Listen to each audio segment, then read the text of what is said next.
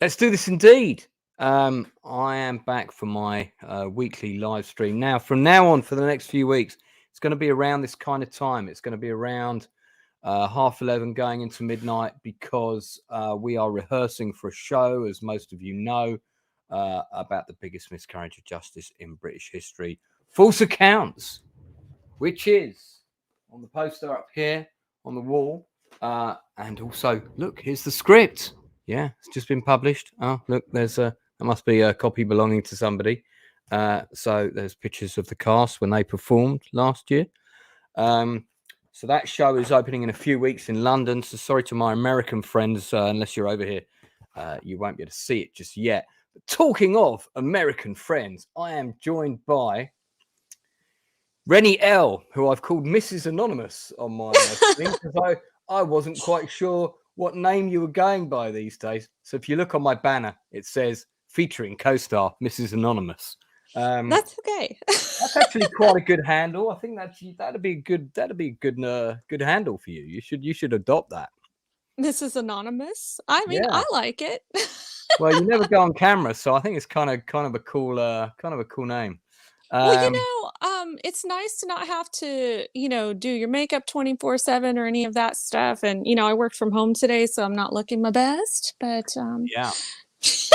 What most people might not know, even though Rennie is based in the States and I'm in the UK, is that we have actually met in person and had a pizza with my friend Mark. That's right.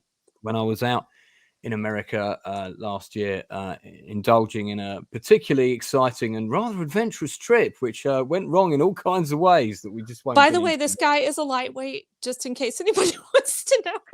What on earth are you? How dare you? I didn't get drunk. I got very jolly.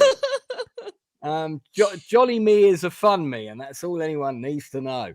Anyway, we're going to do a bit of a weekly roundup of the things I've seen on film at the cinema or on television. Haven't actually been to the cinema this week, so all of my stuff I've been watching on TV or streaming it, as it were. I'm getting messages now. Anyway, but I was telling my good friend Rennie as well that I've just started re-engaging on the dating scene, which has changed quite a bit since I was single all those many moons ago. And for a man of older years, it's quite a challenge. Maybe we should do a separate stream about that. Let's just talk about film and television today. But I mean, the word kind of like fake profiles and scams doesn't sum up adequately some of the profiles that I've seen. So, shall we talk about some stuff we've watched? That'd be a good idea, wouldn't it? Okay, so have you, because you've got some movies out over there that I can't see yet. So have you been to the cinema to see any new releases in the last week or so? No, I haven't seen anything since John Wick 4. That was the last movie I saw at the cinema was John Wick 4. What would you give that out of 10 on IMDb? Oh gosh, probably like an 8. Hang on, same. Yeah. Sorry? Go on.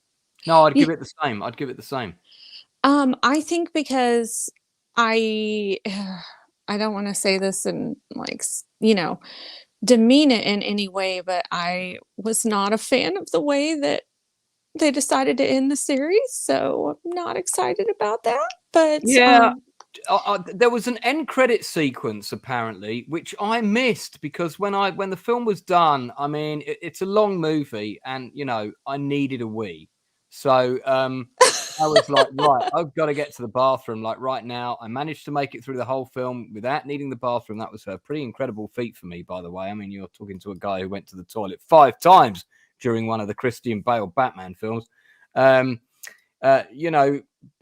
yeah, I thought it was. I just thought some of the action kind of broke the reality of the universe it's set in, because it is kind of set in the real world. I mean, it's the John Wick version of the real world, but some of the stuff with the bulletproof jackets and the staircase sequence. Did we really need to see that twice? I mean, some of that all got a bit after a while, it was a bit like, yeah, okay, when's this finishing? I mean, there was some great stuff. I like Keanu Reeves in the part, but I didn't see this post credit sequence. Does that change everything? Is he not really dead? I mean, No. spoiler. If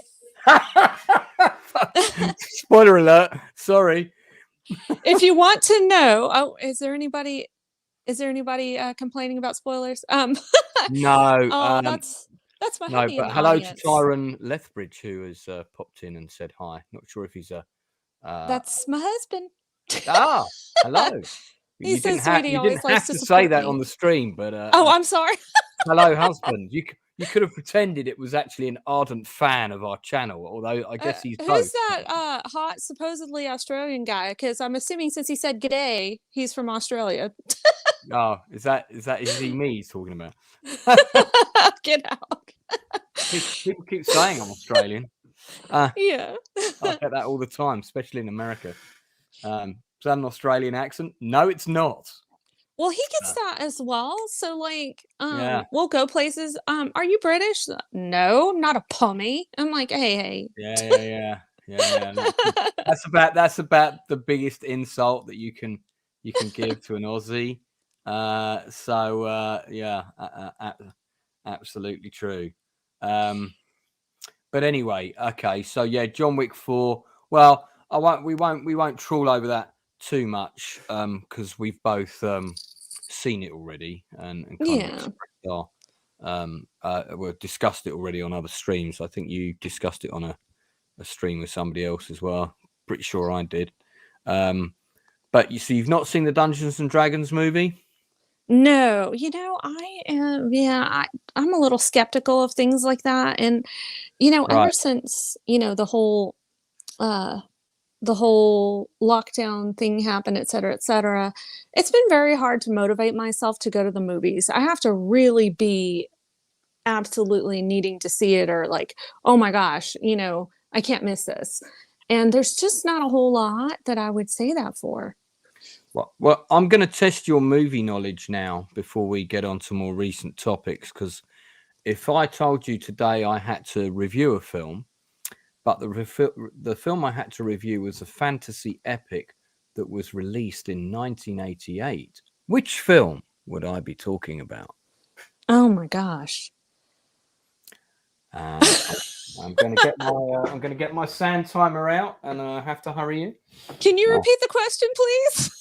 So I was reviewing a movie that is a fantasy epic, and it was released in 1988. What movie am I talking about? Your starter for 5. Here's my timeline. Oh there you go.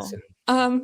Is it animated or live action? Live action, and it pioneered Oy. a number of special effects sequences for the first time. Can anybody in chat guess the answer to this question? If you do, you win a cookie. John Wick 1, 2, 3, and 4 are awesome, says yeah, I'm sorry, mate. We've moved on from John Wick now. So I'm afraid that topic is now closed. So there you go. Yeah. So fantasy. Okay. Think of fantasy films from the 80s. There weren't that many. Was it Labyrinth? Incorrect. Labyrinth was released in 1984. Second try. Oh. I'm quite disappointed. Not a lot that hits my brain. So I know it can't be. I understand. It's a very small target. Well, I really don't know, and I'm probably going to feel stupid when you tell me. I am, because I'm going to tell you right now. So this is the document from my latest novel, and my latest novel is actually my diary from 1988. And if you look at the left side, which is the working element of the document, you can see there's a film review for Willow. Oh, okay. I haven't seen that in forever. I totally forgot it came out in 88. Yeah, well, so this is so in the book, what I'm doing is every time I come across an entry in the diary where I saw a movie, I'm then reviewing that movie. So, for example, Roxanne and Mask are both reviewed here, even though they were released earlier, because I watched them on video again. And I think in total I saw about 200 movies that year, 137 of them for the first time. But Willow was, yeah, I am completely teasing, by the way. That's very British humor for you. Yeah, Willow was the fantasy epic that, like, everybody who was a bit of a nerd, everyone who played Dungeons and Dragons, it was like the movie that we were all waiting for. And it didn't quite deliver. It was pretty good, though, but it didn't quite deliver. We had to wait until the Lord of the Rings trilogy came out to get that ultimate fantasy movie.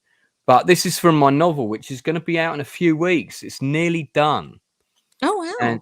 And what's interesting about it is it's my diary from that year. So you can see on the left, far left, you can see there's all the months of the year there. And so it's the only year that I did a daily entry every day. In fact, the original diary is here. I'm not sure if I've showed it to you before, but this is the original diary. See, there's a slasher, and this is the weeniness. Oh my god, this bit's falling out. This is the weeniness of the writing. See that? Yeah. But because you're an American, you will appreciate things like the advert in the paper for the movies that were on. See, look. See that? Die Hard. Oh, my goodness. Huh? Yeah. What's a newspaper anymore, right? And I've got my original tickets from Epcot and Magic Kingdom saved in the book. You know what's funny, right? Is I've been to Disneyland because I used to live in California, but I've never been to Disney World and Epcot. Yeah, I've been to both, and I'm not even an American, and I can tell you that the one in Florida is better. So it's just got slightly more rides. And well, listen, hey, now this is going back. I've been told that they're all getting a bit kind of tired now, and they're too busy, and you know.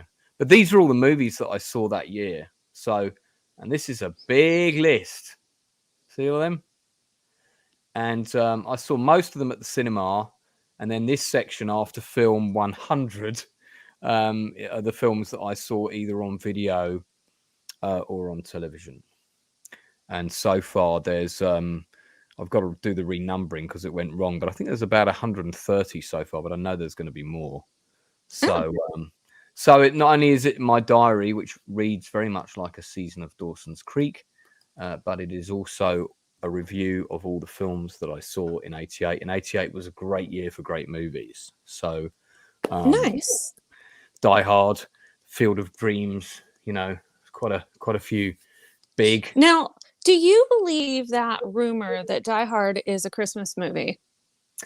I not only do I believe the rumor, but I have to tell you that, you see, because for you guys it was a summer release.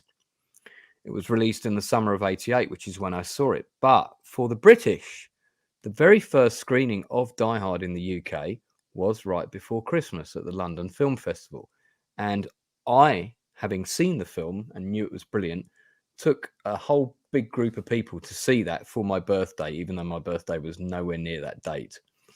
So on the last Sunday of November, so the Christmas lights in London were all up because, of course, they go up in August, you know. When they go up, they always go up early. They go up pretty early, like mid-November. As soon as like fireworks day, which is the 5th of November, is out the way, all the Christmas decorations go up in London. So yeah, so we all went along to see it one Sunday morning, big 70mm print on one of the biggest screens in London. And of course, so it felt like a proper Christmas movie because it was Christmas in London near enough.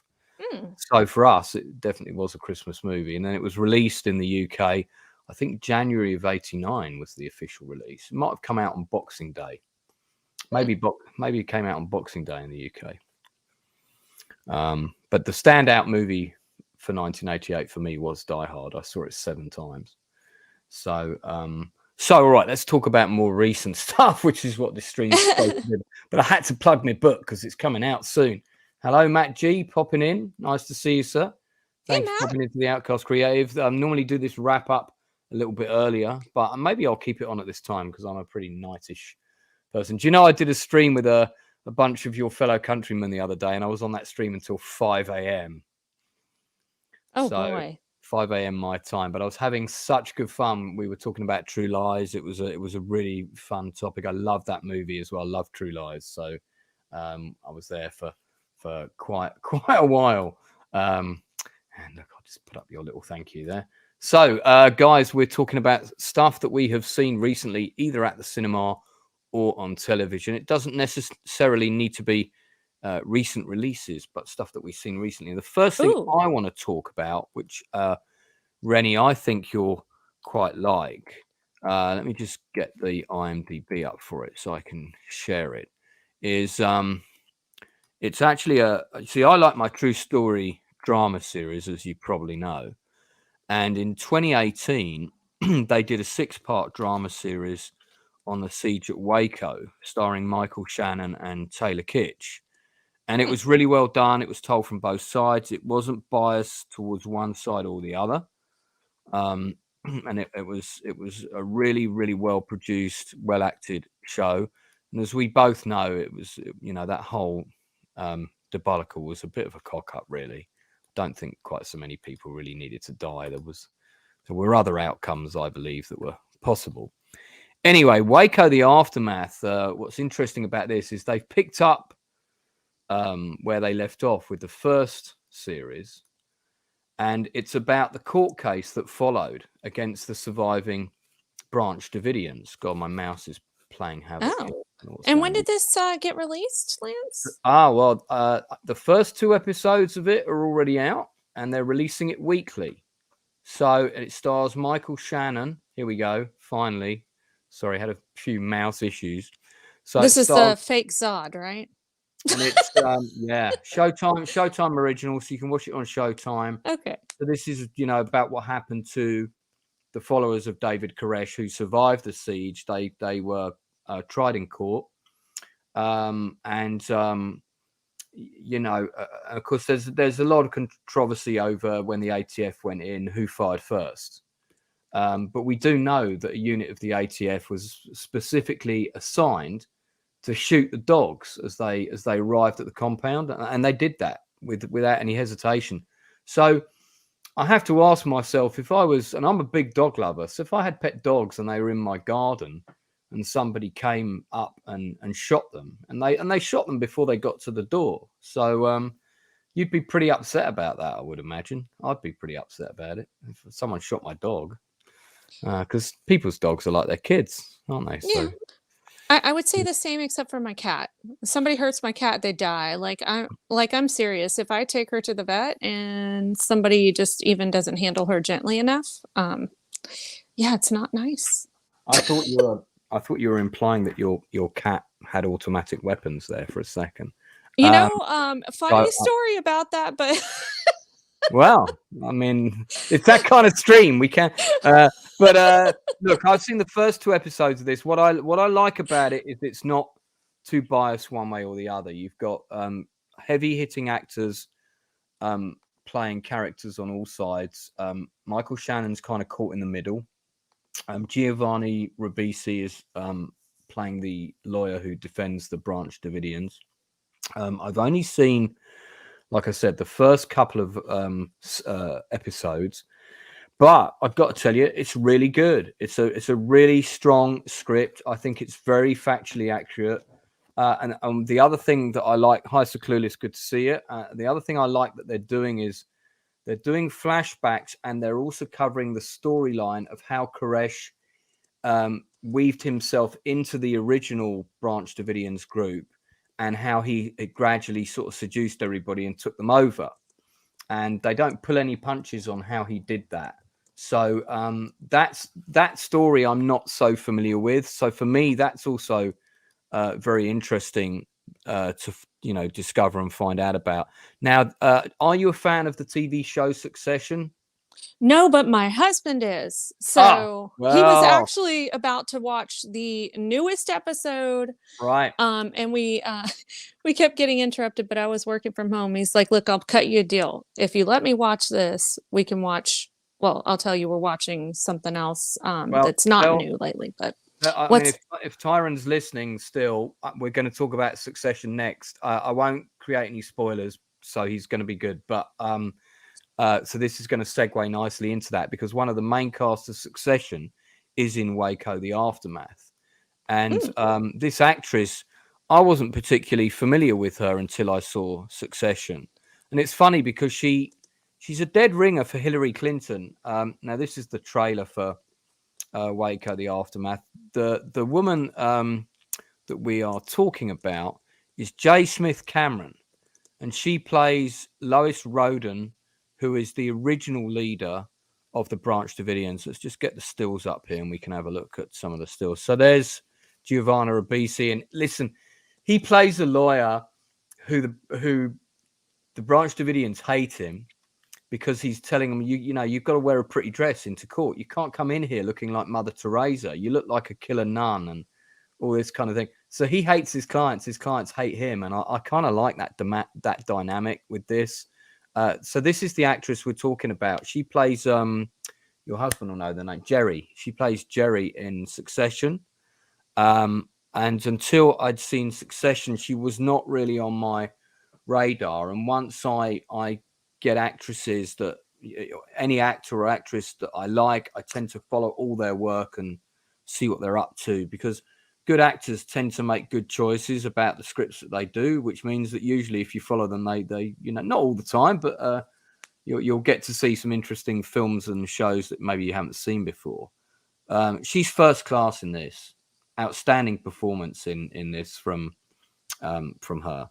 And again, if you like Succession, you're going to want to watch this, because she puts in a completely different performance to who she plays in Succession. Michael Shannon is also fantastic in this as the conflicted FBI agent who kind of knows that the ATF fucked up the original raid, but, you know, is also a government agent and doesn't really want to side with the bad guys, as it were, or who the general public perceive the bad guys to be.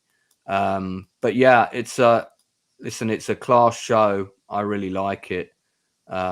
I think there's probably a third episode coming out literally in a few hours, I think.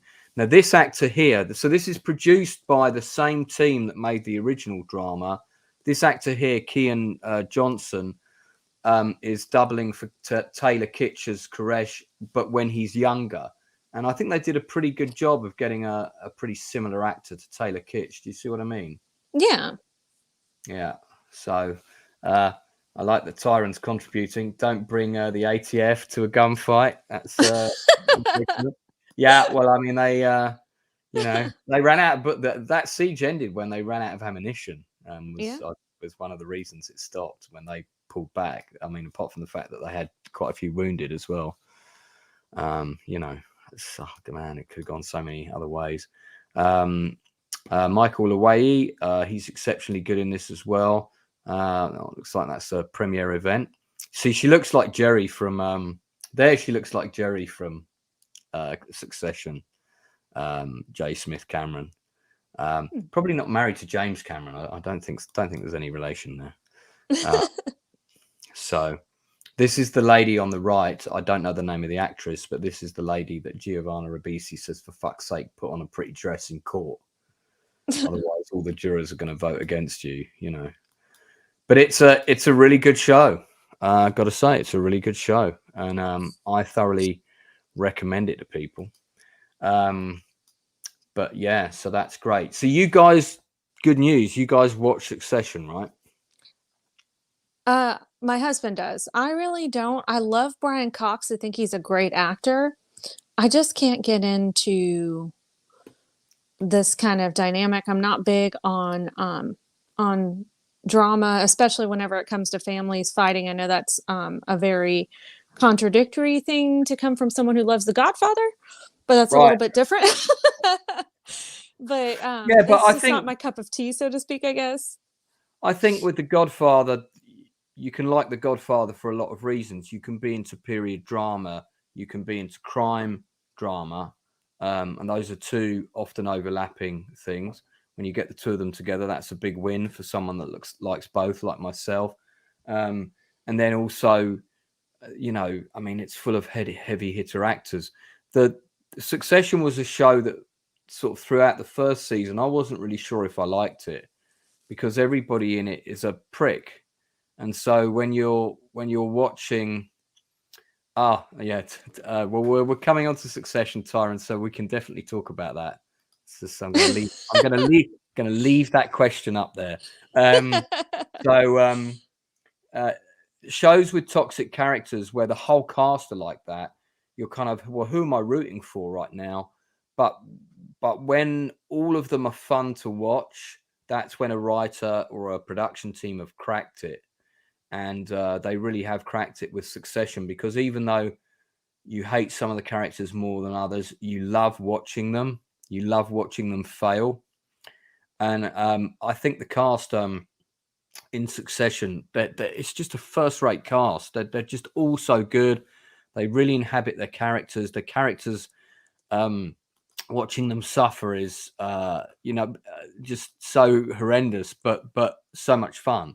Funnily enough, I think that the character that I find the least interesting to watch in it is probably Brian Cox, because he's so self-assured. Watching him isn't as much fun as watching the others all kind of, step into self-destruction in one way or another. But hey, maybe that's just me. And I know, Tyron, I know who you mean, Roman. You're talking about the younger, the kid who was in Home Alone. Who was in Home Alone? What, are you talking about Kieran Culkin, Yes. Macaulay Culkin's Yeah, brother? Yeah. yeah. So he is. I mean, Kieran Culkin in this show, he's never been so good. I didn't realize that was him until a little bit ago, and I'm like, that's Macaulay Culkin's brother. Are you I think what you're trying to say is you didn't realize it was him until your husband pointed it out. Is that what you? Maybe. Yeah. I saw him. Well, I'll say I walked in on him watching it off and on. And I was like, what? What's he doing on here? I mean, this season of Succession is so good that most of the episodes are really just one scene. One event happens. Sometimes there's one or two locations, but it's like watching a stage play with 6 or 7 of the best actors you've ever seen in your life. And there's a beautiful dynamic between the people who are the inner circle, the family, and then the outer circle of people who are on the fringe of that, who are trying to become family, and then the people around them who are all the people in the high ranking jobs who kind of want to stay in the orbit because they know they're in for good money. And but also the way that they constantly all try to avoid responsibility for anything that goes wrong. It's just so much fun. I don't know. I mean, I think you should give it a second chance. The first season is hard to get through because they were still finding their feet. They didn't quite know what they had. By the end of the second season, they're very comfortable with the show. But there's J. Smith Cameron, and she is cracking in this. Let's see if we can get a shot of her with Roman. So for anybody not watching who hasn't seen Succession, we'll just explain Tyron's interest in this relationship. Roman is the son of the patriarch of the family, the youngest son. Jerry is, I think she's like the financial officer in charge of the company. Her and Roman sort of are having a kind of very weird substitute mother relationship situation. And I'm just going to click on the Succession page so we can get some more pictures. And that we first find out that relationship is happening because Roman is sending her dick pics. So yeah, so that's how we know that that's happening. I don't think we're going to get a still of said dick pics in the IMDb. That's okay. But I mean, there's a couple of actors in this that were really not on my radar before I saw this show. Sarah Snook, I have seen in things before, but she, I mean, these roles are like these roles are actors' dreams. These are dream parts for any actor because it's very dialogue heavy. All the characters have arcs. There's loads of room for nuance in the performance. Everybody has a big scene somewhere. You know, I mean, these guys must have been chomping at the bit to be in this show. And Tyron hates Greg and Tom the most. Yeah, but aren't they such fun to watch, though, mate? I mean, just so to explain who Greg and Tom are, Rennie, if you don't know them, we'll get a picture of them up in a second. Is Greg is a cousin who originally comes to kind of work for the company as a stock boy, but pretty soon finds him on the higher echelons. And Tom is the wife of Sarah Snook's character, who's the daughter, and they have a very volatile relationship.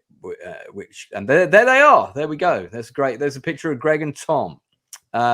Nicholas Braun, who plays Greg, is not an actor I was familiar with before Succession. He's exceptionally good. Matthew McFadden I've actually met in real life, and he used to be in a British drama series called Soldier Soldier, which a number of my friends have been in.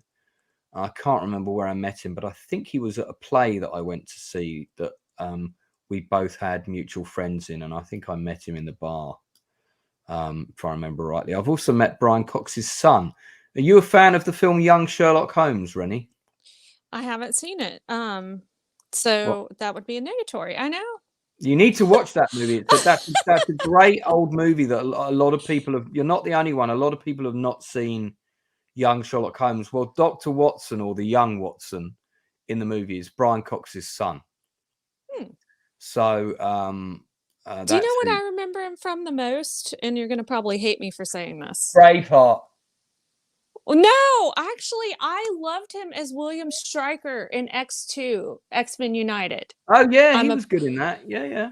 I'm a big comic book fan, and I really liked him as Stryker. I mean, he just captivated my attention the whole time I was watching the movie. Every time I watch X2, he's my favorite thing to watch in that movie. Oh, Kieran Culkin brings a whole new meaning to the phrase deadpan sarcasm with the delivery his lines. I'm keen to see if there's an interesting cacophony of supporting cast in Succession that are brilliant. Now I'm going to do a spoiler, so for anybody who hasn't watched it and might want to watch it based on our recommendation, put a mute on now. Rennie will just have to put up with it. One of the things that, I mean, you kind of know that it's going to happen is that Brian Cox's character dies. In the late you can see it coming. Yeah, you can see that coming. And so there's Alan Ruck in the background there from Ferris Bueller's Day Off. He is the oldest son and the biggest cock up. And he's about to marry his favorite cool girl in this series, which is also hugely entertaining. But there's a number of actors who play all the sort of supporting characters, the top level people, and actually was it J. Cameron Smith that we were just talking about? She's one of them. There's a couple of other actors in those parts. I'm just trying to see if there's any pictures of them. There's one of them on the right, Peter Friedman, this chap with the brown jacket on. He's been in a huge number of shows. He's fantastic in this. He doesn't get to do as much as everyone else, but he's superb. And there's there's James Cromwell, who's in seasons 1 and 2. Love him as an actor. He played the king in well, not the king, but the wife of the queen in Helen Mirren's The Queen. When I say the wife, I do mean you know what I mean. Yeah. Might as well be the wife, if you know what I mean. Yeah, basically, common law married almost. Yeah. Yeah. Hi, Emma Bass. She is one of the wives of Brian Cox's character. She's a fantastic actress, really good in this. And there's J. Smith Cameron again. And this is a different wedding, of course, which happens in season 1, I believe, which they pretended was shot in the UK, but I'm not sure that it was. But I'd have to check on that. One of the actors that I'm thinking of, who don't look, I'm not going to get him on still, so I'm going to have to find him.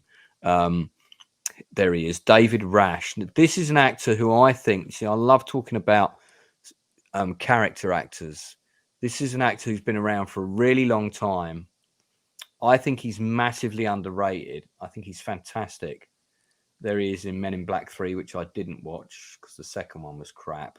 But I always like David Rash. He always does something interesting with every Oh, he part. does. He's Yeah, great. this is a great still of him here. Isn't that from MIB3?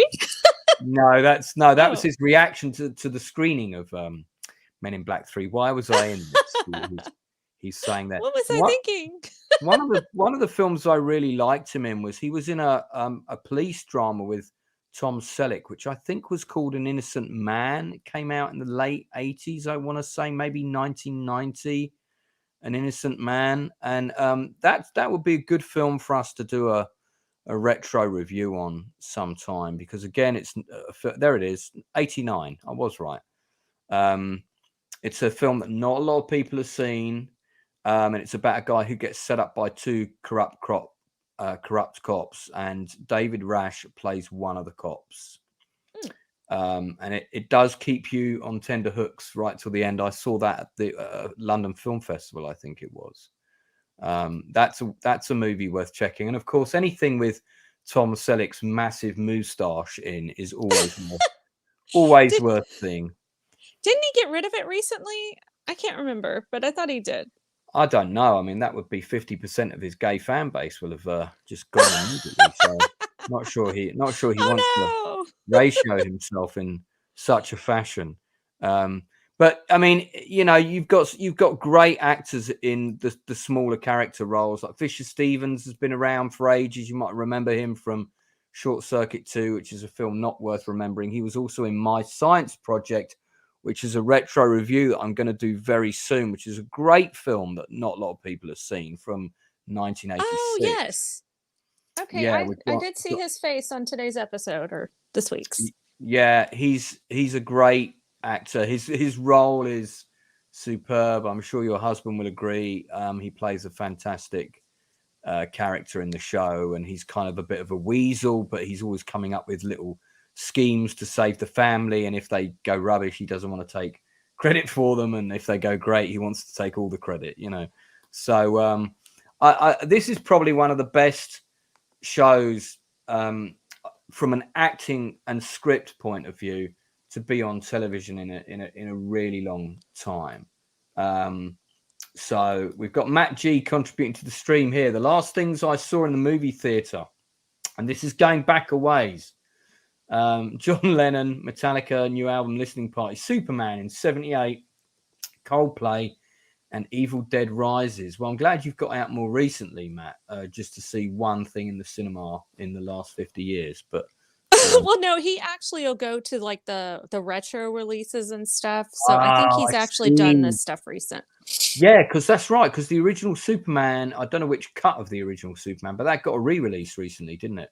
I think so, yeah. Yeah, because that was on at a few movie theaters, or like one-off special screenings around the UK. We had a few of those. Matt is also asking, "What's for dinner?" Crucial question. I don't know the answer to that, Matt, but we can maybe investigate that in a separate show. So, so have you seen the? I can't remember if you're a Star Trek fan and a Star Wars fan, but have you seen Mandalorian Picard? I have not seen Mandalorian, but I have watched Picard because I married a Trekkie. Well, So you can't see them, but they are in the other room. In fact, one of them got destroyed during rehearsals yesterday. Bad actor, bad. But I do have 90 Star Trek spaceships on my shelf in the other room. And the oh green wow. spaceship, which is quite a rare model, got knocked off the stand by an actor waving his script about. I'm not going to say his name, Alex Heaton, but it got broken in half, so I've got to glue that. I've got to glue that back together. But I do like. You see, I like both, and I think you're allowed to like both. I don't think. I think so. So, all right, season 3 of Picard. Let's talk about that. We may do some spoilers, guys. So if you're watching and you haven't seen it all yet, you know, forgive us. What did you think of it? Let's say out of 10 first. What would you give it? I'd probably give it an 8. Well, between a 7 and an 8, because although it wasn't great, it wasn't like, oh my gosh, best thing ever. Um, I think that it exceeded my expectations versus the first 2 seasons. I didn't watch, um I didn't watch season 2. I watched season 1, I got mad, I, like, threw, whatever I had to throw across the room at the time, and then just kinda gave up on it. Right. And when I had not only like a group of friends, and then actually speaking to Robert Meyer Burnett on a stream with Mr. Brown Yeah, yeah, recently, yeah, he said he actually watched the entire thing because I was like, look, I don't want to start watching this, and this is why I haven't seen it yet. I said, and then like the last episode, it just all falls apart. And he's like, no, it's all really good beginning to end. And hearing that from somebody who's a real Star Trek fan, as well as people in my personal life that feel the same way, yeah, um, I was like, okay, we got to give this a shot. And so my husband and I watched it, and like I said, you watch it with a real Trekkie. It's like, oh yeah, this is what happened with this person. So this is why they're saying this in this episode, or this is why this happened because this and this happened before this. This happened on Next Generation, or this happened on Voyager. And having that experience with him was a lot of fun. yeah, But yeah, they threw a few member berries in, but it wasn't to deceive. It actually fit with the plot lines, and I was really impressed with the way that they brought in the Next Generation actors and how well everything fit together. So yeah, I actually liked it. My husband actually liked it. So I don't know why there are certain people, spewing hate about it, because some of mm, these people haven't even seen the show. So I'm not sure what the problem is, but I think we should appreciate great entertainment when we actually have it. And this actually was pretty dang good entertainment. I was yeah, yeah. entertained. I enjoyed it. I would say it's up there with most of the, like, most people consider like season 3 of the Next Generation, maybe season 4, to be like the two strongest seasons of the show. Everybody's got slightly different views, of course, and I'm a massive Deep Space Nine guy. I really like the Dominion storyline. I like that whole arc and everything. So my take on Picard is this: I saw 3 episodes of the first season. I went, "What the fuck?" and then I stopped watching. And I just thought, I can't get down with this. This is stupid. The writing's terrible. People are making stupid decisions. I don't like these new characters. It's like a Buck Rogers show. It feels like a Star Wars show. We've got Star Wars shows. Can we have some Star Trek, please? So I didn't watch it. I didn't watch season 2 because I was still so traumatized from season 1. I hadn't finished my season 1 therapy sessions, so I wasn't going to watch season 2 because I couldn't afford season 2 therapy sessions as well. And then our good friend Will, the critical drinker, led us on the quiet in our special mods secret room that he had in fact been given the entire show to watch early by Paramount. I mean, how nice was that? Because they were so confident that they had a good show. I think the producers gave him a preview copy to watch or something. Yeah, And he wasn't paid to show for it. no, he was RMB not. wasn't. He So, was not. He was not paid. It was just like, look, watch it. We want to know your opinion, because they value criticism, I guess, from people who know what they're talking about, and he certainly does. And he said to me, he actually just told me. I remember getting a message from him the day he finished watching it, and he said, "You're not going to believe it, but I've just finished watching Picard season 3, and I really liked it." And I was like, really? I think the first episode had just come on. So I was like, oh, okay, I'm going to watch this then. So, yeah, I did like it. I wish that they would. I don't like fast space battles in Star Trek. I think space battles in Star Trek should be slow, like they would be in actual space. Um, that's what we've got Star Wars for, with everybody bombing around like they're on a motorbike. Um, I like the space battles in Wrath of Khan, and I like the space battle in Star Trek 6. And I don't like everybody's suddenly got a turbo engine and can do like 50 different maneuvers in 5 seconds. And moving in well, space takes time. It's vast, and you drift. And do you know what I mean? I'd like it. I'd like the battles to go back a bit more to Wrath of Khan style. That's my only niggle with modern Star Trek. I guess it's because kids have seen J.J. Abrams' Star Trek, right? And they feel they need to emulate that. Exactly. I mean, I will say, you did see a lot of racing against time in the shows, but you didn't see that plus a battle. So that was kind of different. Yeah. But again, I just agree with the return to form and giving the audience what they're used to and what they come to expect from Star Trek. Mm. I can't speak for what's going to happen with Discovery, but I can honestly say if you threw away seasons 1 and 2 of Picard and you just saw this season as basically, 20 years later after, Next Generation, if you looked at it like that, like I think you could actually enjoy it. So I'll just tell you something about Ed Spielers, who's on the screen now. Now, if you look at him, you'll realize he looks like a young Jason Fleming, particularly in this shot. And Jason is the actor who's been in a number of my productions. Do you know who I'm talking about? I might have I think so, but refresh my memory because yeah, feeling a little forgetful. Jason's on the cover. This is my movie, which, by the way, guys, you can see it on YouTube. Go and watch it. That's Jason there, okay, in the middle there. So, okay, yeah, he does. You see what I mean?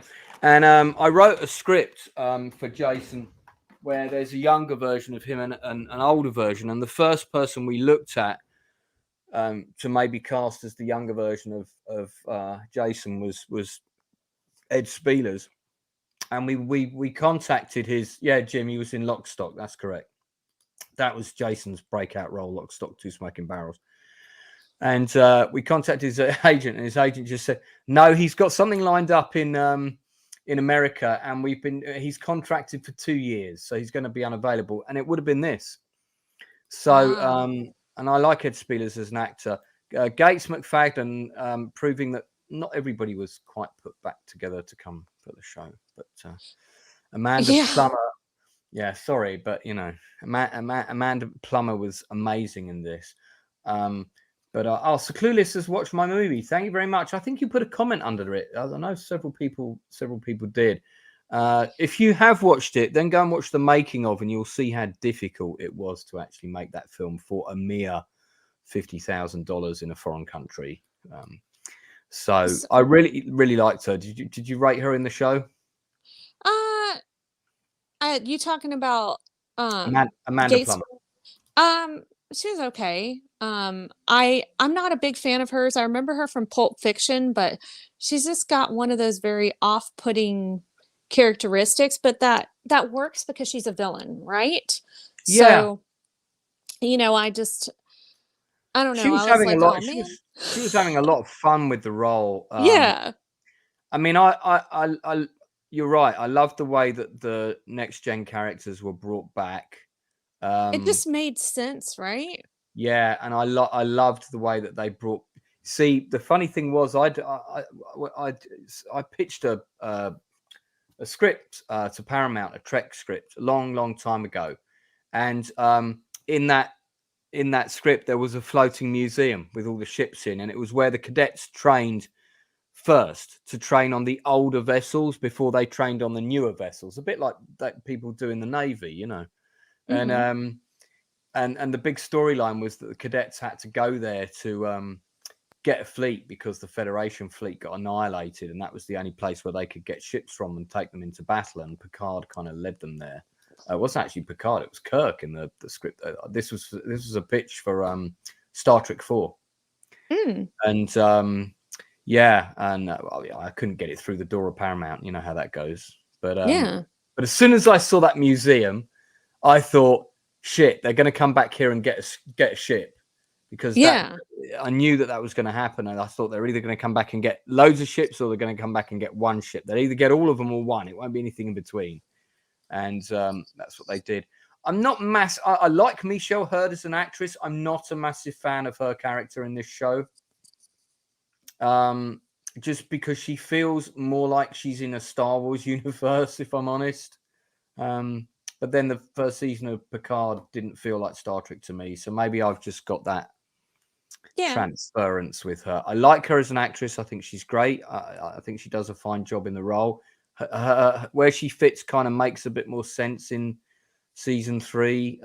She sort of feels a bit more fits in with the Trek universe and everything. Because all I remember of her in season 1 was she like downing copious amounts of alcohol the whole time. Yeah, she was just basically a drug and alcohol addict, and that's what you take out or take from it. But Yeah. yeah. Did you know that Jerry Ryan was at one time married to one of the main producers of Voyager? No, I did not. Yeah, that occurred throughout filming. I don't know how that happened. She's a great actress, though. Funnily enough, it's funny that we talked about Waco earlier.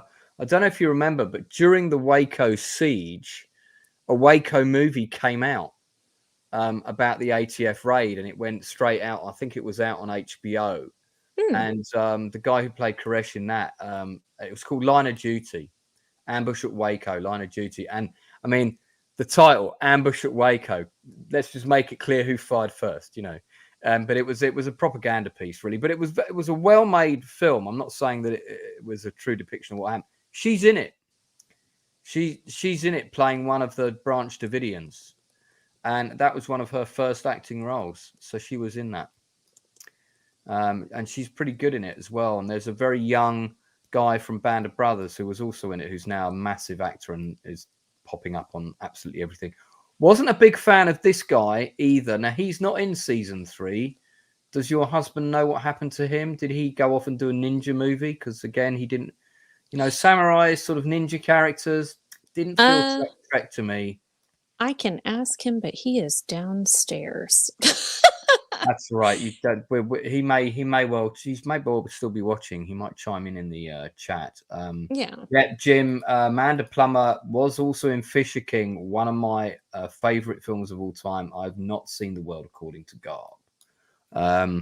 Harry Treadway, great actor.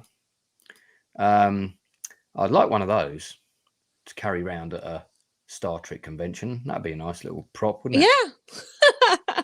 Actually, they might not let you in with it, though. You know, even though it's like definitely outrageous and doesn't look like anything on the gun market, but toy guns are pretty. Are you not allowed to, like, so if you go to a Star Wars convention, are you not allowed to like carry around stormtrooper blasters and stuff? It just kind of depends on who's running the convention. I think they at least have to, at least in the area that I'm in, we have a big Comic-Con that comes around every year, and it'll be here soon. And if you go to those, they have to actually inspect your fake weapons and approve them. And if they don't approve them, you have to leave it. So it just really depends.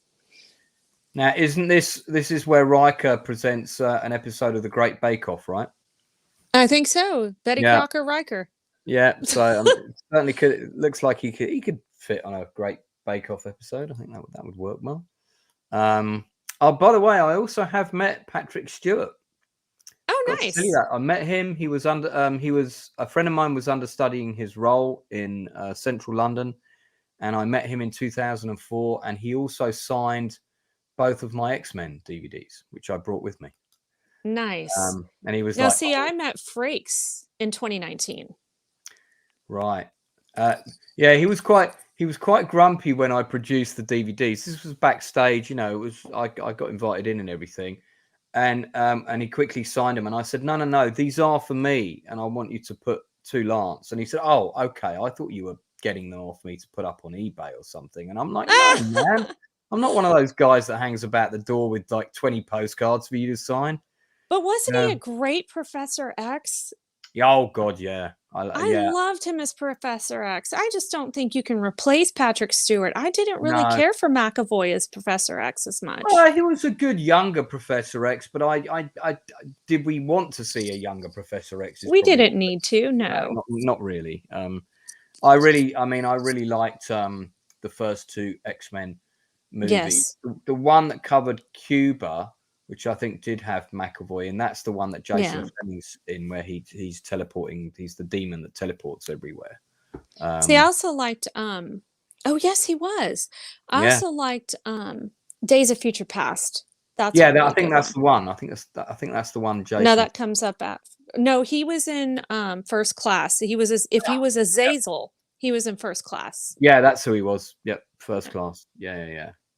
Frakes is an underappreciated director. I'm going to have to disagree with you on that comment, Jim, because unfortunately, Frakes directed the absolutely diabolical live-action Thunderbirds film, which is awful,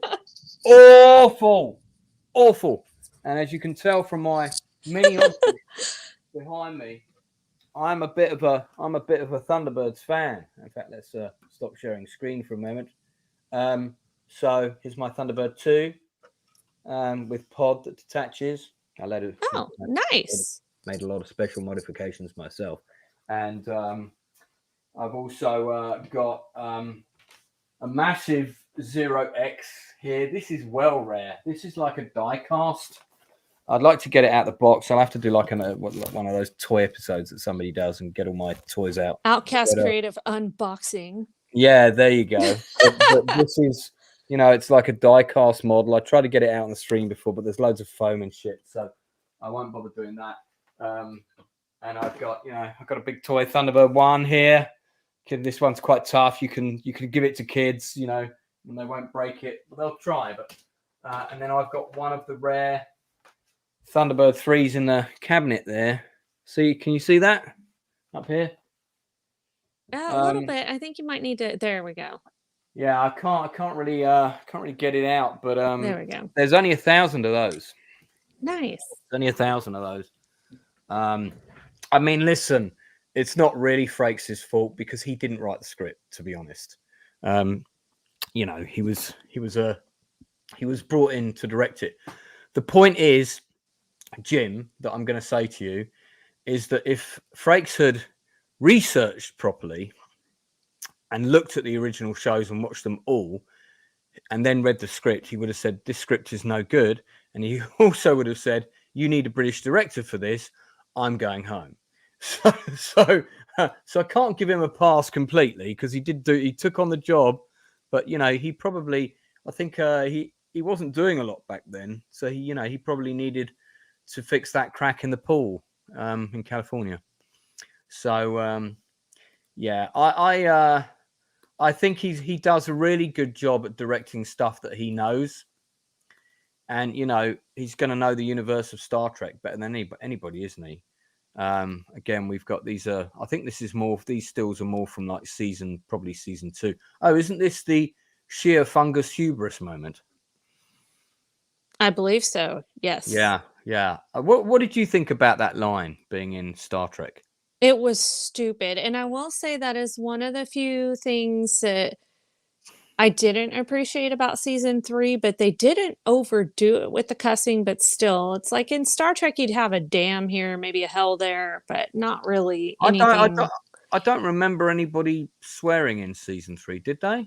Yeah, they did. And somebody dropped an F-bomb. I can't remember who. Yeah, there was one. I mean, but yeah, it is one of those things where I don't have no idea who that is. Even Ivagora. Oh, that might be the guy who had the samurai sword, I think. Yes, I think so. He has a DMX shirt. Woo! Yeah. Wilson Cruz. That's one of the guys from one of the inept crew members from Discovery. Discovery is like Star Trek Beverly Hills 90210 in space. That's, for me, that's what it's a ship full of kids who constantly talk about relationships and faff about at the controls and aren't quite sure what they're doing, but suddenly come up with good ideas. But in a rank and file kind of, because the Federation is Starfleet is like the Navy of the Federation, and even though it's supposed to encompass all peoples, you would still have to function like a crew on a ship, and they just don't function as if they were a crew. No one kind of seems to respect the rank and file of order and stuff. And somebody, I can't remember who it was, that did a really good compare analogy. It might have been, was it Will that did it on one of he broke down an episode of Star Trek Next Generation about how a problem was approached by the captain and something in an episode, and then he did a comparison. It might have been Red Letter Media. I can't remember who did it, but they did it with an episode of Discovery, and it was like, yes, this is how it's run in the Navy, Star Trek Next Generation, Discovery, this is nonsense bollocks. That was kind of what they concluded, and I couldn't disagree. I haven't seen all of Discovery. I've seen like up to season 2. Is it end of season 2? I didn't even watch all the episodes. I just couldn't, Yeah. I And can't remember. It wasn't much for me. And I find I mean, it's great that we've got all these new special effects and we can literally create anything. I like that. But I think that Star Trek should kind of rein it in and keep it basic. Not that we want it to look simplistic, but make it look and feel different from Star Wars. And that was the problem with the J.J. Abrams movies for me, where he didn't direct them all, of course. He did the reboot and whatnot. But the first big space battle in that was like an episode of, it was like a Star Wars movie. So, and I like them both, but I want to see, I want my Star Wars to be Star Wars and I want my Star Trek to be Star Trek. So, I feel like Star Wars is a lost cause, especially with what some of the executives have been saying in their interviews and whatnot. I just, I don't know. I've lost all hope. I can't even watch the movies anymore. The old ones. I can't watch the original trilogy. I can't watch the prequels. It's dead. I mean, it's that's interesting that you say that. I mean, well, I gone. We'll wrap this up as the last topic because I did say I'd only keep you an hour. I'm going to mention Last Kingdom's Seven Kings Must Die before we just do a bit of Star Wars. I thought it was very good. You do need to have seen the TV show to watch the movie, which is now available on Netflix. But it is worth watching. So if you've invested your time in the TV show, definitely watch the movie, which kind of wraps up everything. If you haven't watched the TV series, you can watch the movie, but you'll kind of will be going a bit like, who are these people? But it's good fun. Did you watch it? Did you watch Last Kingdom at all? No, I did not. Okay, so well, basically, Rennie, you're going to have to invest 6 seasons of your life, and then you can see the movie. Oh Lord. I'm 3 episodes into The Diplomat, and I've fallen asleep in each one when I've put it on. Not a good sign, but I do keep watching it. So I mean, I'm putting it on before I go to bed, to be fair. So The Diplomat, you might want to check out. That's the briefest description I've ever given anything. Do you know on what's really sad, Lance? It's like, there's not a whole lot of modern entertainment that actually entertains me, right? So, I was shocked that Picard actually entertained me. But my husband and I have been rewatching The Sopranos lately. Oh, I rewatched that about 3 years ago.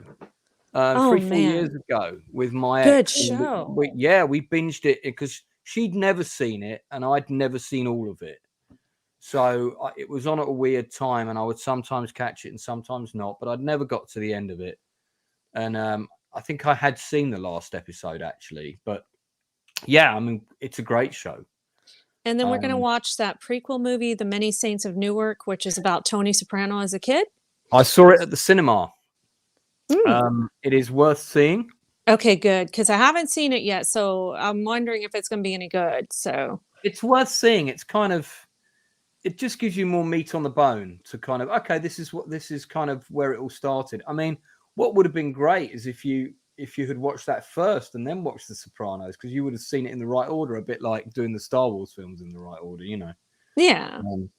But I mean, look, if you're running out of good things to watch, listen, what I would recommend you do is look at Italian and French crime dramas. They have got some of the best you will have ever get to watch. In fact, I've got one of them back here, which is because my favorite TV drama, American TV drama of all time, is The Shield.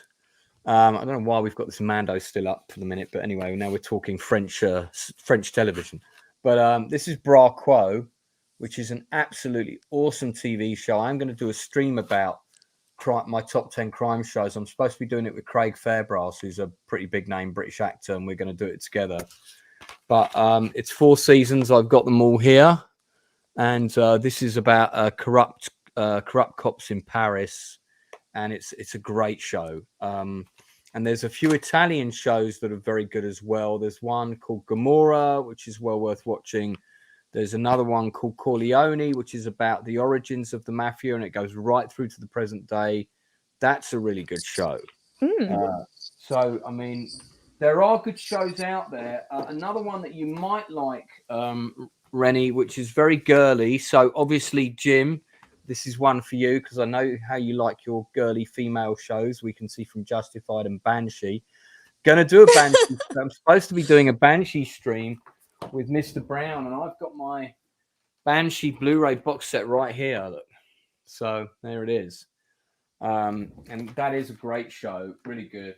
But I'm going to recommend this other Italian show for you, Rennie. My Brilliant Friend. Excellent show about the friendship of two girls living outside Naples, growing up after World War II, living in sort of one of the new housing estates that they built. And what's great about this set is with each season, you know, like, first of all, it's a housing estate with no shops in it, right? Then one family opens a little shop. Then next to that, there's a market stall that opens. Then a bit later on in the season, somebody opens a pharmacy. And gradually this set changes, you know, like a railway gets built next to it at one point throughout the seasons. And you see how it's affected by the changes in technology and everything. It's really, really good. Production design on this show is incredible. The core stories about the friendship between two girls, but I just love watching Italy change. It's like a time capsule that's moving. But we can't talk about that now. We've got to talk about this crap Star Wars show before we wrap up. So Mandalorian, yeah, okay. Well, yeah, that didn't really happen. That still, I mean, to me, right, if there was ever a show that you could watch on TV that spells out that there's been fighting in the boardroom over what direction should we take this, and that there isn't one leader on the ship manning the steering wheel, it's this show.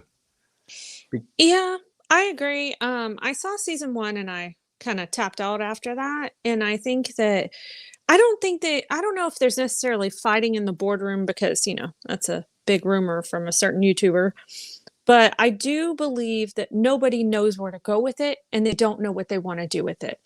I do believe that Dave Filoni has been a control freak ever since George Lucas sold his company, that Filoni's finally like, yeah, I get to do what I want. And I think he's been trying to really hard to basically put forth his agenda for the show, not necessarily a woke agenda, but his personal agenda, because he's the one that invented Ahsoka.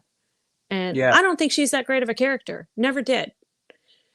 Lucas let him, but he said certain stipulations about her, and he did say she has to die in Order 66. I'm sorry, did she die in Order 66 recently? No. Don't think so. So, yeah. I mean, I thought in Star Wars Rebels she escaped Order 66, did she not? She wasn't supposed to, though. When Lucas was running it, he told Filoni she has to die. And then once he sold it, Filoni's like, okay, cool. Now I can write her ending the way I want to. Because he wasn't, you like know, every other man on the planet, he probably wants to date Rosario Dawson. So, I mean, maybe that's the... maybe, but that was before she was tied to the role. In which case, Filoni, haha, man, I agree with you. You know, get in there, do your best, see what happens. I think she's dating some millionaire at the moment, so you're gonna have to try hard, man. Yeah, but, writing a girl her own TV show, that's a pretty good gift right there. If your intentions are romantic. I mean, it's annoying because you know what? There's a lot of stuff I like about the show. And if the show had a cohesive narrative, it had a strong direction, I could forgive that they shoot most of it in that 360, whatever they call that thing that they shoot a lot of the stuff in now for Star Wars. I'm just going to call it the Goldfish Bowl because I know what it is. But it's, you know, I saw it on the making of and everything. And they build small sets and basically they can do any kind of shots and light it and whatever. It's still a lot of it you can still tell is CGI, but it works and that's fine. But you know, but the problem with the show is it's very disjointed. Some of the action scenes in it were really good, and some of the action scenes in it were just really Cheesy. awful. Yeah, I mean, like, just, you know, wasn't there that one where there was like somebody was hiding somebody under a coat, or was that, maybe I'm getting that wrong and that was a different show? That might have been the You book of might be right.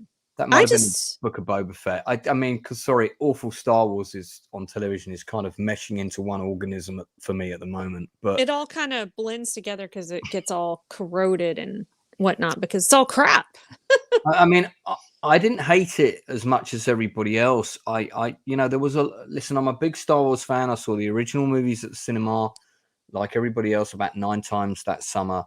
There was a lot of stuff in Mando that I liked. You know, especially season 1, season 2. So season 3 was just, it was like somebody was carrying a tray of burgers, an order for a table, you know, and they slipped on some grease and everything went flying everywhere and everyone picked up stuff and everybody ended up with the wrong order. And it was like that 40-minute side quest was clearly not originally just supposed to be slotted in to an episode.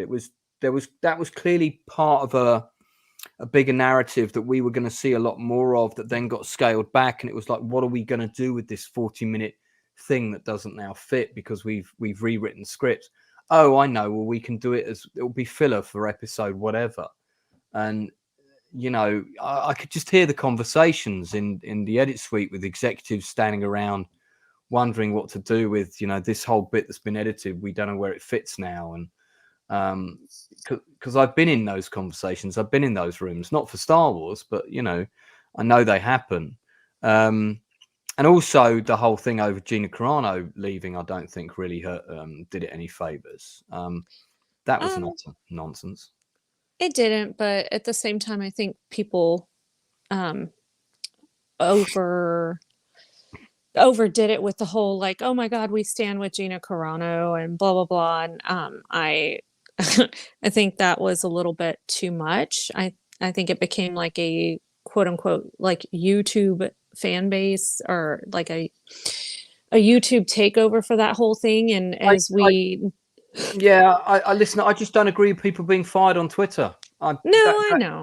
That's what I stand on. You No, know, and I can agree with that. I'm just telling you, I think personally it got blown out of proportion with a lot of stuff. So it makes sense. well, I think everything got blown out of proportion. Oh, pretty And that was much. why she was fired. I think blown out of proportion is why she was fired in the first place, is what I'm going to say. And blasphemy, says Sir Clueless. To which point is the question we would put to you. Yeah, sorry. Jim D says that was Obi-Wan. The action scenes in Obi-Wan, you're right, were utter tripe. They were terrible.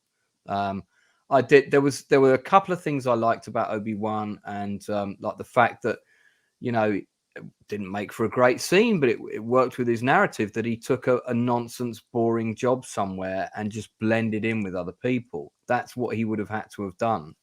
And I bought into that, but everything else about that, and then him having a confrontation with Vader, and all that was all just terrible. Can I ask you a question? You can ask me 5 questions. So what did you think of Baby Yoda, aka Grogu, when you first saw him? Oh, I mean, look, I was as stupid as everybody else. I love him. I like him because he's cute, but I also like him because he does feel Star Wars, and he's fun. Now, he's not enough to sustain. He's an interesting element of a larger show that's fun. And you know, there are some bits with him that are entertaining, and I do think Star Wars should have its levity, should have its fun moments. I mean, look, people often say, what's your favorite character in every movie? And I'll go, Star Wars: A New Hope, Han Solo, right? Empire Strikes Back, Boba Fett. Return of the Jedi, Max Rebo. That's the blue elephant who plays the Yeah, drums in that's what I was gonna Jabba's say. Wait, palace. what? Yeah, so and people were like, "Oh, who's your favorite of the new characters?" I like that blue elephant guy. He's wicked. And everybody was like, "You're crazy." And I said, "No, I want his figure. When's his figure coming out?" And that's his figure's quite hard to get, of the original Star Wars figures, because he wasn't out for very long. Delinquent yogurt. That's quite an interesting. Yeah, I like Ewan McGregor. I've met him as a person. He was very pleasant, gave me an autograph. I like him as an actor. I like him as Obi-Wan. But yeah, the Obi-Wan series was yeah, it was awful.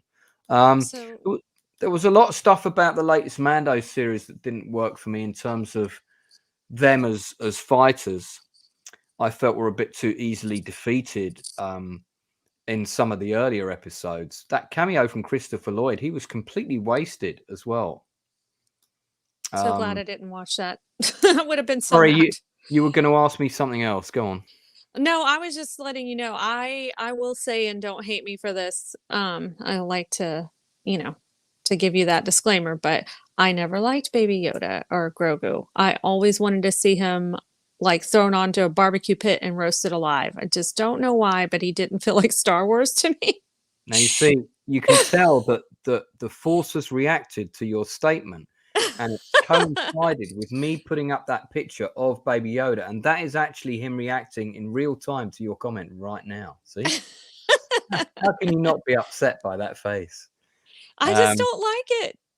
Listen, I get that he's a complete Disney merchandising manipulation, heart tugging nonsense item in this show who really doesn't need to be there in a Mando show, but I quite like it.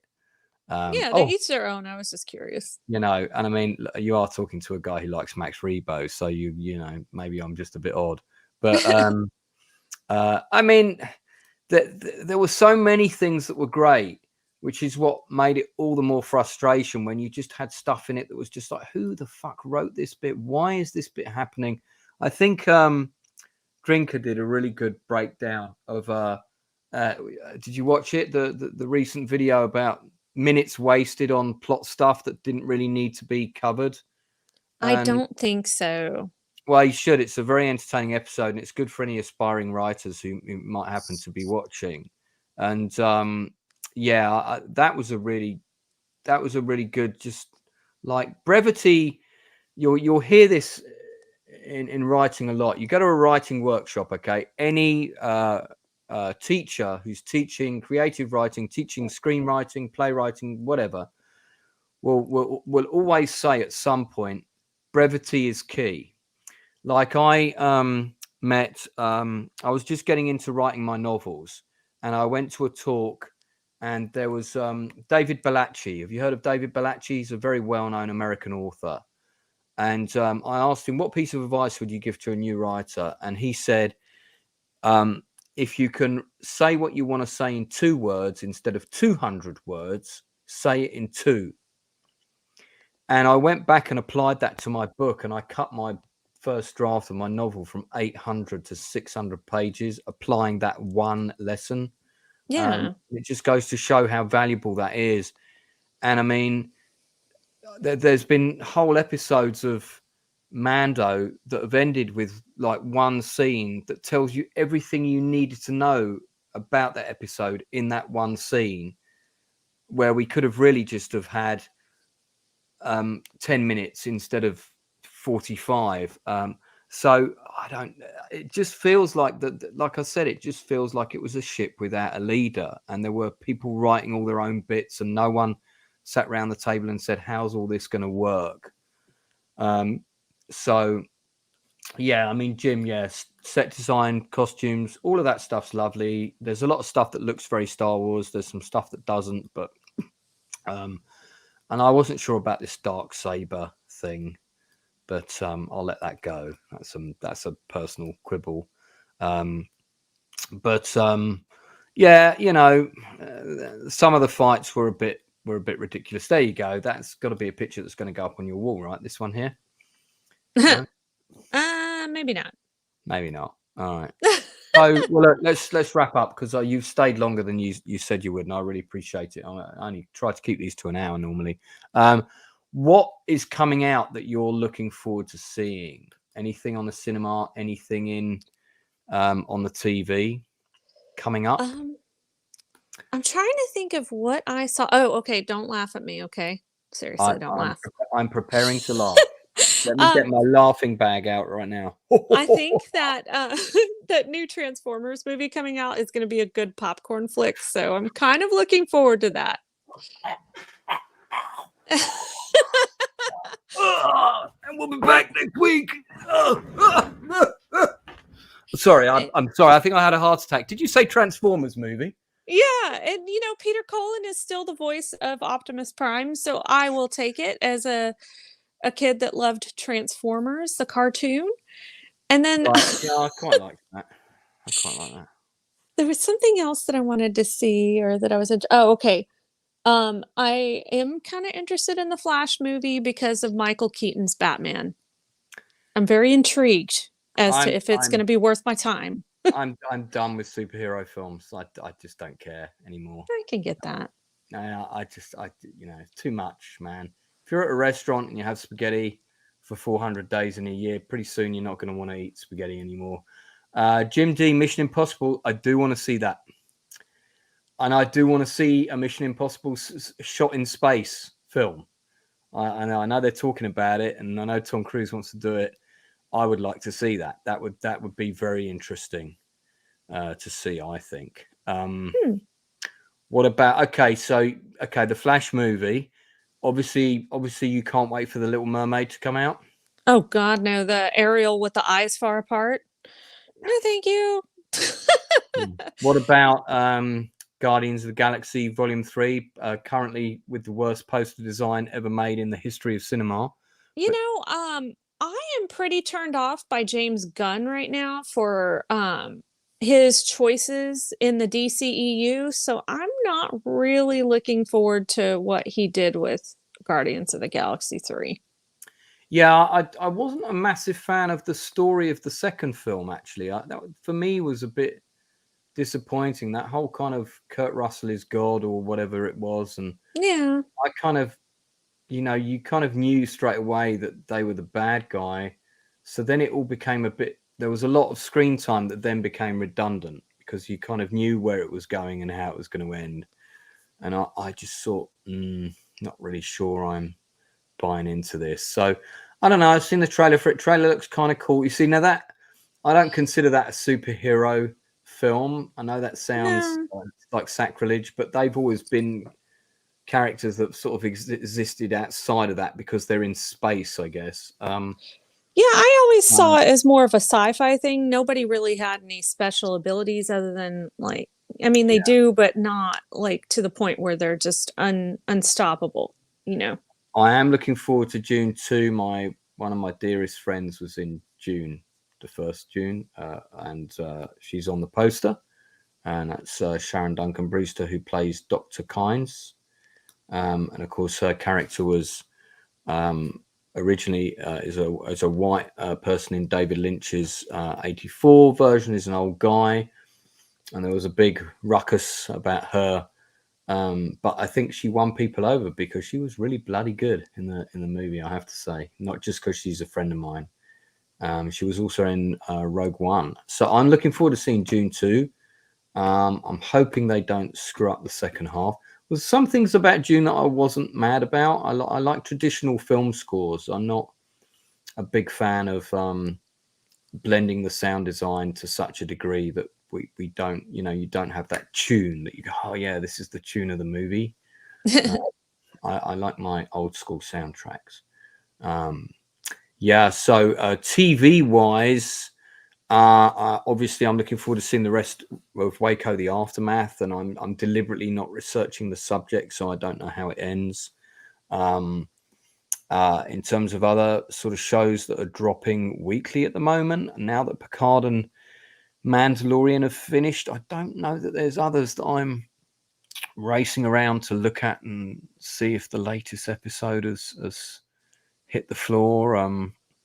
I will be looking forward to the next season of 1883 when it happens, and that kind of stuff.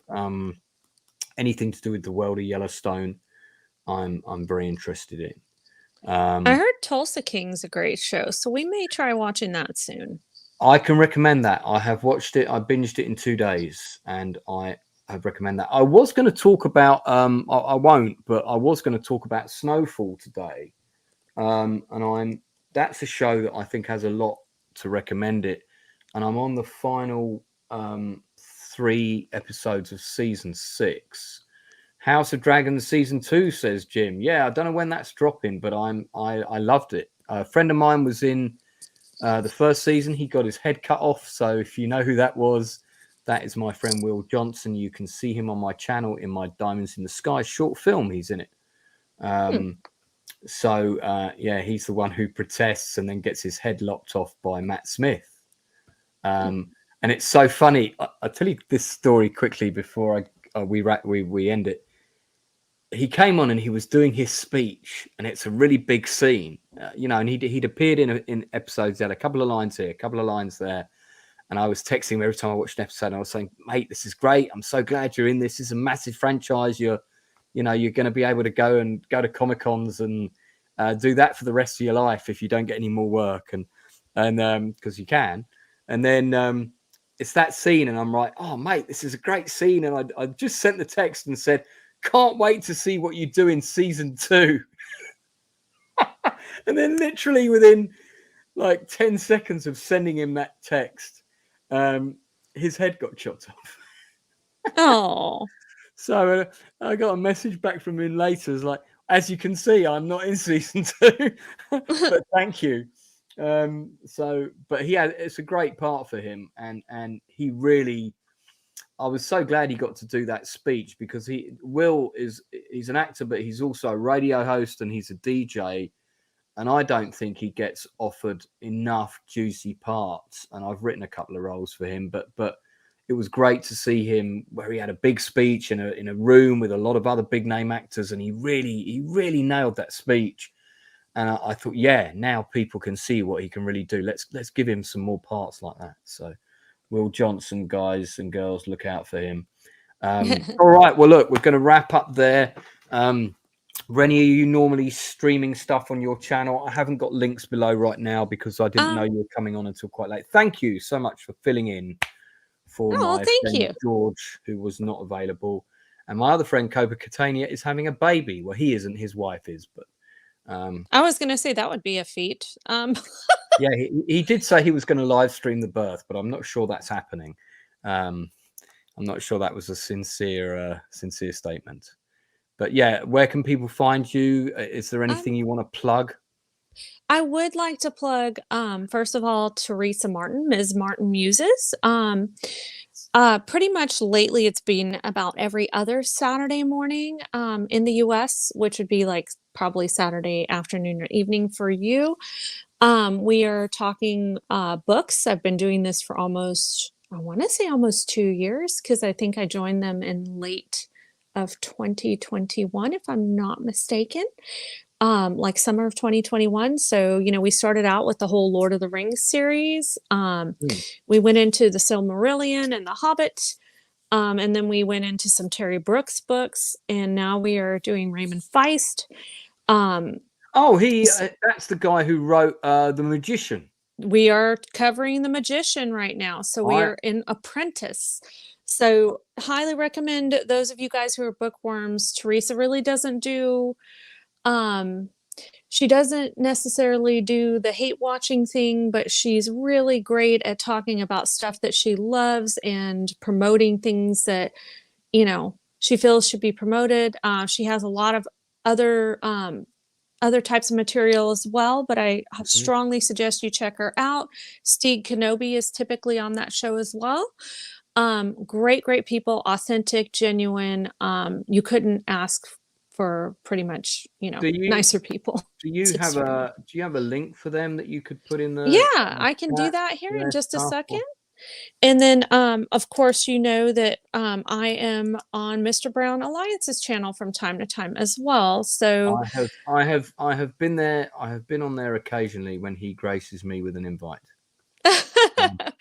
He is, it's a very interesting channel. So he does a little bit of pop culture, as well as sometimes we will do some movie streams. So I'm more into, let's talk about stuff that we love versus stuff that's making us mad. So you'll see me on there for movies that I really love, such as the Godfather movies, or some of the Star Trek movies, certain action movies that we've done before. We've done Close Encounters of the Third Kind, but from time to time I will pop in for his musings as well.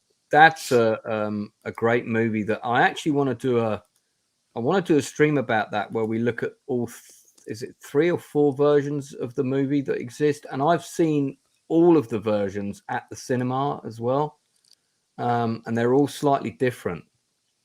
But I'm still a big fan of the very first cut that Spielberg did, because I always really liked the scenes where the conspirators were discussing the cover-up, and you saw them getting their fleet of like ice cream vans and all the various different, hot dog trailers and things that were actually all carrying all the equipment that they were going to use to set up the base on the other side of the mountain. And oh, by the way, have you seen this T-shirt that I got? I don't know, I've worn this on a couple of streams, so I don't know if you've seen this, but yeah, I've got this as well. Look, let's see. Oh, okay. Yeah, pretty cool, huh? Yeah. Devil's Tower. Have you ever been there in Wyoming? It's Wyoming, isn't it? I have actually passed by it, so without realizing what it was until it was too late. And I'm like, you know what? I'm on a long road trip. I need to keep going. So, my God, you went past Devil's Tower without getting like a selfie or something? Oh, look, there's another big rock. It's nothing important. Keep going, keep going. It was just, like I said, it was a really long road trip, and I'm just like, I just want to get there already. I'm not turning around. I'm not doing it. So great stuff. Well, look, thanks so much for coming in. Thanks for the people that tuned in. There was actually quite a few of them, which was quite nice. And I am back. I don't think I'm doing a retro review this weekend because I haven't had time to prep it, but I am back in a couple of weeks with a retro review of my science project. I'm also going to be doing a stream with some of the Outcasts Creative who are in the latest play that we're doing. And we're going to be interviewing some of them about that and their acting careers, and also talking to some of the people they're actually going to be playing. So that's going to be interesting about false accounts. Just also want to say thank you to all the new people that subscribe to the channel. I'm nearly at 2,000. Yay! Subscribers. I'm nearly there. My goal is to get to 10,000 by the end of the year. So if you can help spread the love, once this show is out the way in June, I'm going to be doing stuff on my channel every day. So I'm going to be doing streams almost every day. So I know it sounds like a lot, but there you go. So I've got a lot of films I want to review, and I've got a lot of stuff I want to do. So I'm going to do as much of it as I can this year as possible. No time like the present, as they say. So it just reminds me to say thank you to the anonymous woman, Rennie L., my best co-host for this evening. Thank you to everybody who tuned in. I'll see you all again real soon. Like and subscribe. And don't forget to pick up the phone and tell someone that you haven't spoken to for a while that you love them. And I'll see you all again real soon. And